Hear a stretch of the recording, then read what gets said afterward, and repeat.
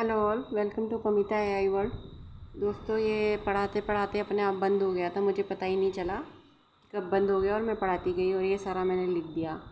तो मैं आपको बता देती हूँ मैंने क्या लिखा है। सुपरवाइज्ड लर्निंग में पास्ट लेवल डाटा होता है, मतलब लेबल्ड होता है हमारा डाटा सुपरवाइज्ड लर्निंग में, जो मशीन लर्निंग का हम बता रहे थे पीछे वीडियो में, ठीक है।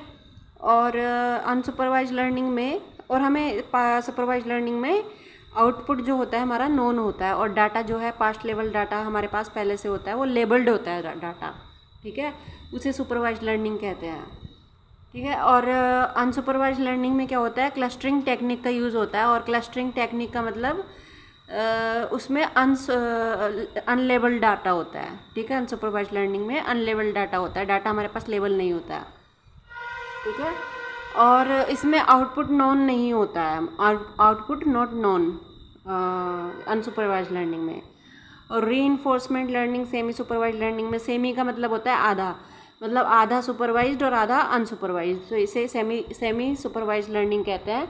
इसमें क्या होता है, some data is labelled and some is not labelled, तो ये होता है सेमी सुपरवाइज्ड लर्निंग।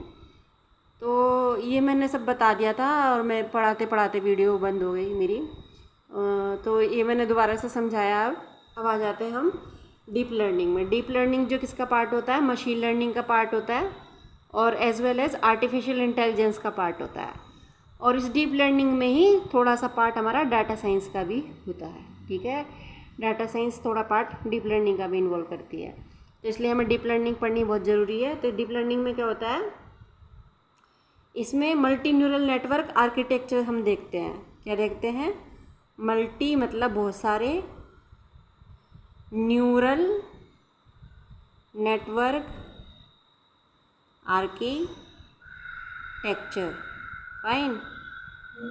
तो इसमें क्या करते हैं, इसमें हम करते हैं, ये हम सब क्यों यूज़ करते हैं, डीप लर्निंग का क्या कहाँ यूज़ होता है। डीप लर्निंग एक बहुत ही कॉम्प्लेक्स लर्निंग है, जो काफ़ी मेरे ख्याल से डाटा साइंस में सबसे ज़्यादा टफ और कॉम्प्लिकेटेड डीप लर्निंग ही है, ठीक है। तो इसमें क्या होता है कि ह्यूमन ब्रेन को मिमिक करते हैं, मतलब कंप्यूटर जो हैं ह्यूमन ब्रेन को मिमिक करते हैं। तो यानी कि टू मिमिक मतलब जैसे इंसान का दिमाग सोचता है बिल्कुल वैसे ही मशीन सोचती है, टू मिमिक ह्यूमन ब्रेन। तो ये थोड़ा डेंजरस हो जाता है किसके लिए, ह्यूमैनिटी के लिए। मतलब आप खुद सोचो, अगर मशीनें आदमियों की तरह सोचने लग गई तो कितना विनाशकारी हो सकता है अगर उन्होंने कुछ गलत सोच लिया तो, है ना। तो इसीलिए काफ़ी गवर्नमेंट, कई कंट्रीज़ की गवर्नमेंट ने ये रूल लागू किया है कि एक हद से ज़्यादा आर्टिफिशियल इंटेलिजेंस का यूज़ नहीं होगा, क्योंकि ये बिल्कुल कॉपी कर सकते हैं ह्यूमन ब्रेन की तरह, ठीक है। तो इसमें क्या यूज़ होता है, टेक्निक्स क्या यूज़ होती हैं, हैव वेरियस टेक्निक्स यूज्ड, ठीक है। इसमें कौन कौन सी टेक्निक का यूज़ होता है, इसमें होता है number 1,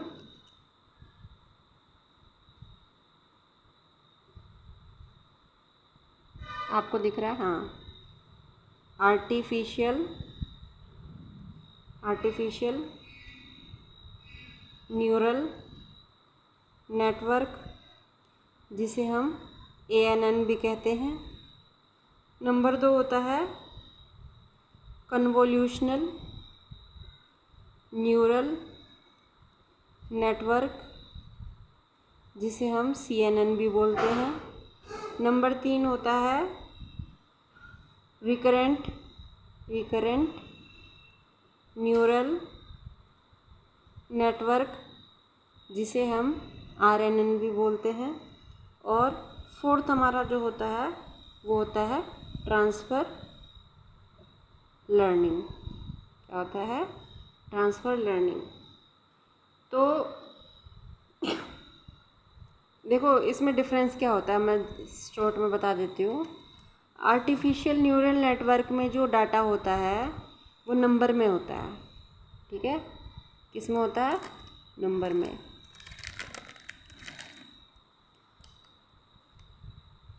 data as in number, find.